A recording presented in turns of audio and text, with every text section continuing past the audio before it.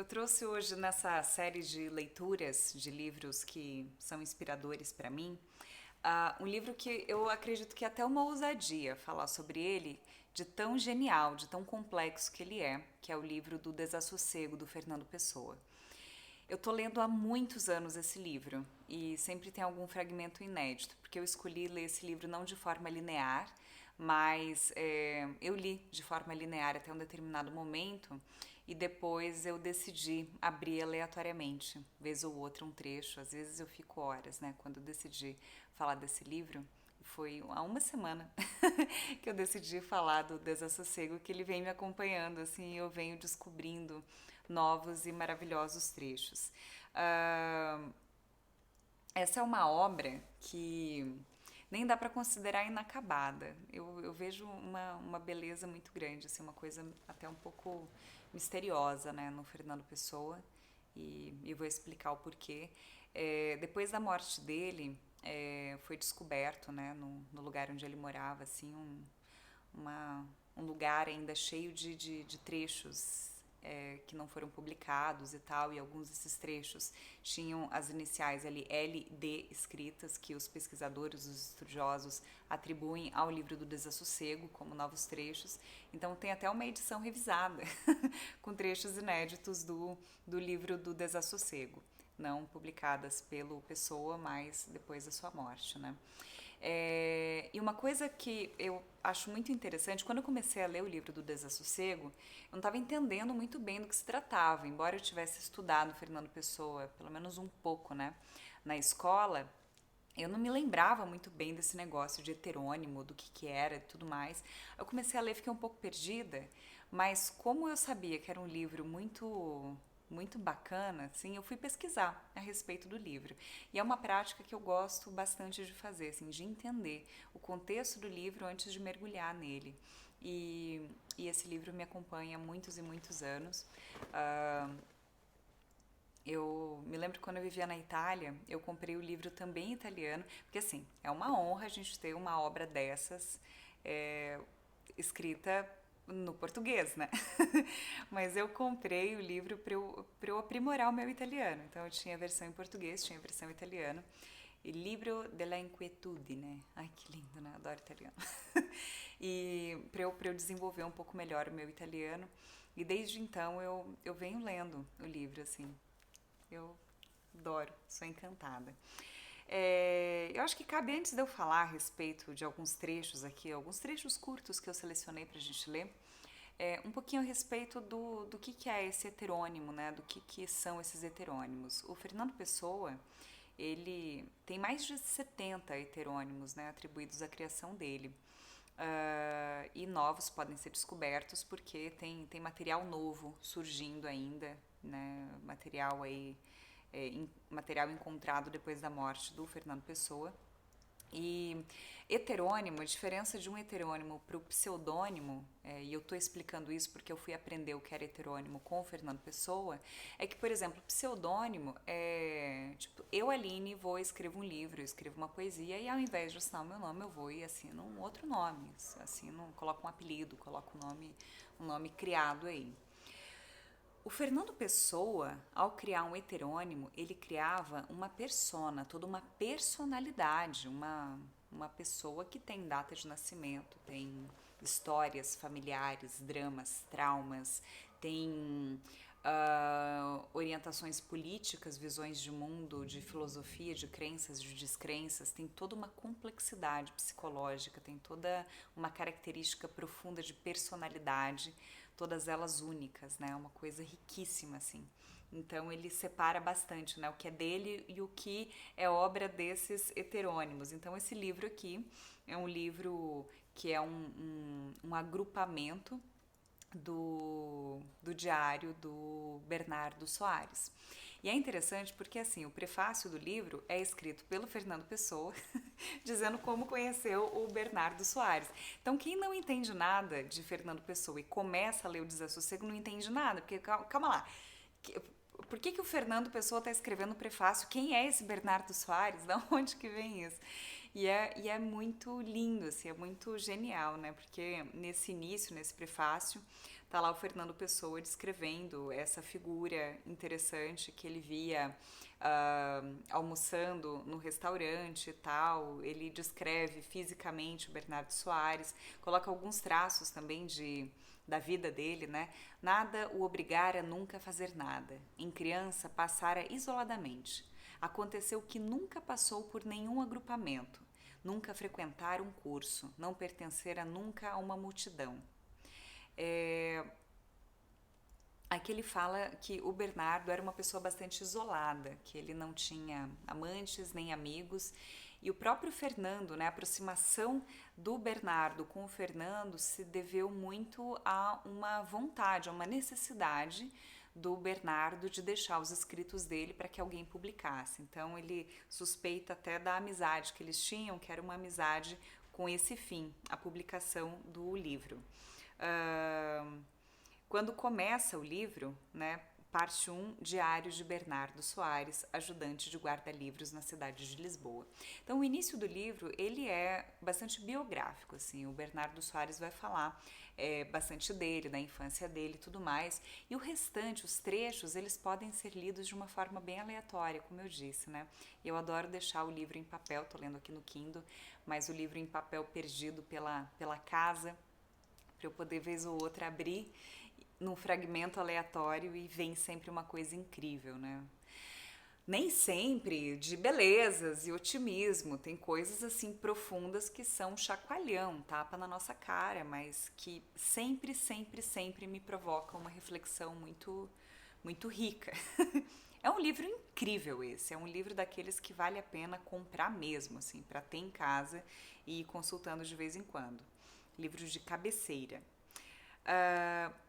O começo, só para ter uma ideia, né, da complexidade aí de pensamento do Bernardo Soares, nasci num tempo em que a maioria dos jovens tinham perdido a crença em Deus pela mesma razão que os seus maiores a tinham tido, sem saber por quê. E então, porque o espírito humano tende naturalmente para criticar porque sente e não porque pensa, a maioria desses jovens escolheu a humanidade para sucedâneo de Deus. Pertenço, porém, àquela espécie de homens que estão sempre na margem daquilo a que pertencem. Nem veem só a multidão de que são, senão também os grandes espaços que há ao lado. Por isso, nem abandonei Deus tão amplamente como eles, nem aceitei nunca a humanidade. Considerei que Deus, sendo improvável, poderia ser, podendo, pois, dever ser adorado. Mas a humanidade, sendo uma mera ideia biológica e não significando mais que a espécie animal humana, não era mais digna de adoração que qualquer outra espécie animal. Enfim, só para dar uma ideia aí da complexidade dessa personalidade do Bernardo Soares. Vou avançar para um trecho. Esse trecho que eu gosto bastante, é o trecho 14, ainda no início do livro, que tem bastante a ver com aquela lógica do feito melhor que perfeito, né? Saber que será má a obra que se não fará nunca. Pior, porém, será a que nunca se fizer. Aquela que se faz, ao menos fica feita. Será pobre, mas existe, como a planta mesquinha no vaso único da minha vizinha aleijada. Essa planta é a alegria dela, e também por vezes a minha. O que escrevo e que reconheço mal, pode também dar uns momentos de distração, de pior a um ou outro espírito, magoado ou triste. Tanto me basta, ou não me basta, mas serve de alguma maneira. E assim é toda a vida. São reflexões que os estudiosos dizem, né, que foram escritas naquele momento de despertar, naquele momento em que estava vindo muito conteúdo subconsciente ainda, né, pro Fernando Pessoa ali ao escrever esse livro. Então é naquele momento que a gente está meio dormindo, meio acordado, que inclusive é uma técnica de escrita criativa, descrita num livro bem legal também chamado O Caminho do Artista. Vamos à posição 144, página 151 dessa edição do livro que eu tenho aqui. Essa daqui eu acho muito, muito interessante.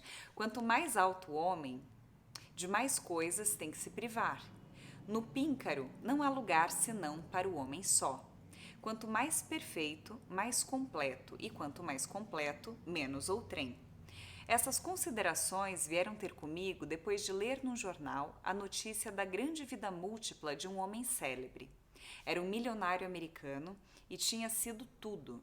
Tivera quanto ambicionara: dinheiro, amores, afetos, dedicações, viagens, coleções. Não é que o dinheiro possa tudo, mas o grande magnetismo com que se obtém muito dinheiro pode efetivamente quase tudo. Quando depunha o jornal sobre a mesa do café, já refletia que o mesmo, em sua esfera, poderia dizer o caixeiro da praça.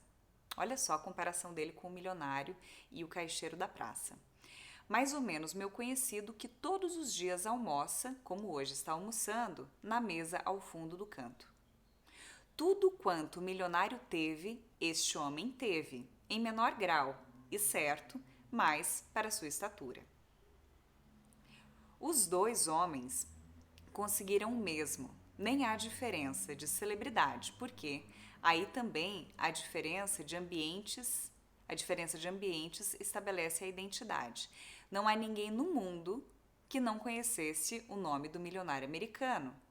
Mas não há ninguém na Praça de Lisboa que não conheça o nome do homem que está ali almoçando. Ou seja, né, na proporção, os dois eles tinham a exata mesma coisa. Esses homens, afinal, obtiveram tudo quanto a mão pode atingir, estendendo o braço. Variava neles o comprimento do braço, no resto eram iguais. Então são reflexões aí extremamente interessantes. Deixa eu ver o que mais que eu marquei aqui.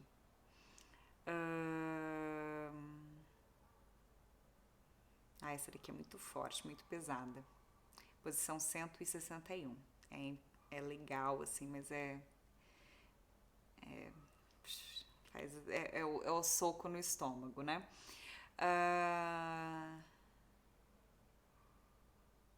E adoro essa daqui, posição 415.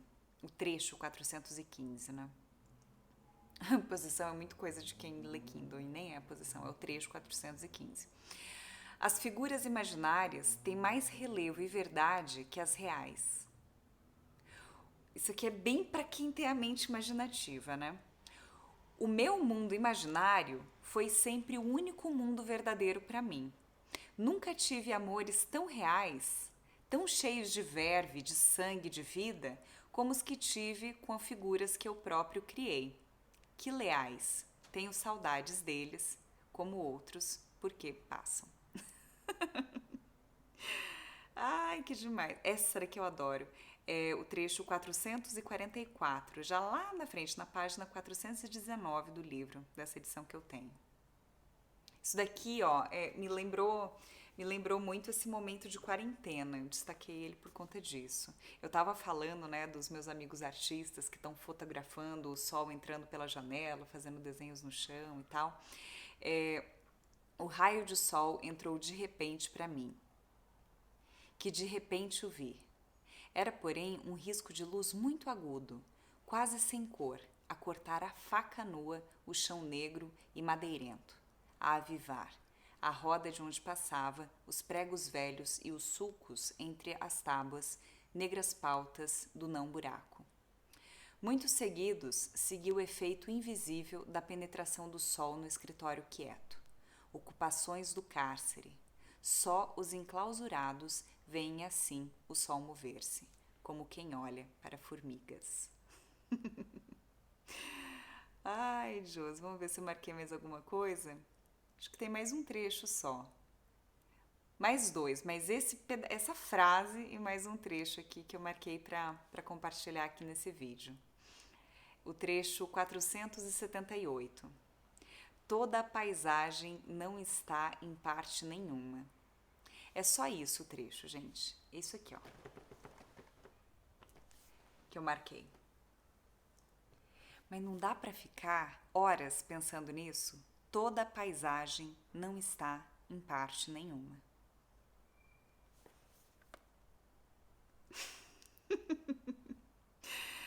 E o último eu nem vou ler porque ele é muito comprido aqui, mas é só para criar o interesse aí, criar atiçar aí as vontades, né? Tem uma parte do livro, deixa eu voltar aqui ao sumário só para entender direitinho aqui. Essa parte do livro se chama Grandes Trechos, que é a segunda parte do livro. E essa parte específica, esse trecho, se chama Conselho às Mal Casadas. E aí, entre parênteses, embaixo escrito: as mal casadas são todas as mulheres casadas e algumas solteiras. E aí ele dá conselhos a essas mulheres, né? Um trecho mais pra frente aqui. Segundo a vossa superioridade, almas femininas que me ledes, sabereis compreender o que escrevo. Todo o prazer é do cérebro, todos os crimes que se dão é só em sonhos que se cometem. Lembro-me de um crime belo, real, nunca o houve. São belos os que nós não conhecemos. Então aqui ele fica dando conselhos para as mulheres traírem os seus maridos, mas só no pensamento. Deixa eu ver se eu marquei mais alguma. Gente, é muito incrível.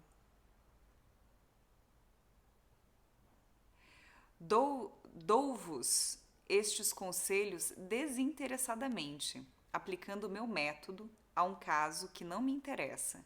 Pessoalmente, os meus sonhos são de império e glória, não são sensuais de modo algum, mas quero ser-vos útil, ainda que mais não seja, só para reliar, porque detesto o útil, sou altruísta no meu modo.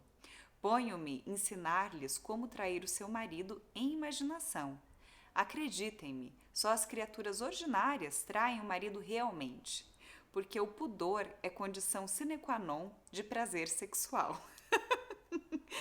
O entregar-se a mais de um homem mata o pudor e logo, né, o prazer sexual. Enfim, gente, selecionei aqui alguns trechos desse livro do Desassossego, de Bernardo Soares, de Fernando Pessoa. É de uma riqueza, é pra gente expandir a nossa criatividade, pensar fora da caixa, sabe? Ou simplesmente para dar uma fugida, sei lá, você tá fazendo uma atividade repetitiva. Faz uma pausa e dá uma lida em Fernando Pessoa. Tem um romance que eu li há um tempo, que eu gosto bastante, que fala que o personagem ele é dono de uma livraria, Barco, em Paris, e ele receita livros, né? É uma farmácia literária, ele intitula assim o empreendimento dele.